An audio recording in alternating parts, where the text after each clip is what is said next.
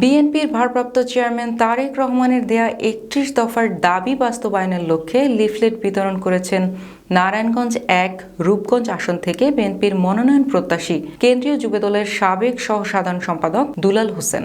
শুক্রবার জুমার নামাজের পরপর রূপগঞ্জ উপজেলার পূর্বাচলের হারারবাড়ি উত্তরপাড়া জামে মসজিদ থেকে লিফলেট বিতরণ কর্মসূচি শুরু করা হয়। লিফলেট বিতরণ কর্মসূচির পূর্বে মতবিনিময় সভায় দুলাল হোসেন বলেন, আগামী জাতীয় নির্বাচনে আমাকে নারায়ণগঞ্জ ১ আসনে মনোনীত করবেন। আগামী যে সংসদ নির্বাচন হতে যাচ্ছে সে নির্বাচনে জনগণের ভোটাধিকার, আপনাদের ভোট আপনারা দিয়ে সংসদ সদস্য নির্বাচিত করবেন। আমি আপনাদের গ্রামের সন্তান। আমি যদি সংসদ সদস্য হিসাবে যোগ্য হই তাহলে আপনারা আমাকে সহযোগিতা করবেন। আমি আধুনিক ও মডেল রূপগঞ্জ করে তুলব। রূপগঞ্জে ৩১ দফা দাবি বাস্তবায়নের লক্ষ্যে লিফলেট বিতরণ করলেন কেন্দ্রীয় যুবদল নেতা দুলাল।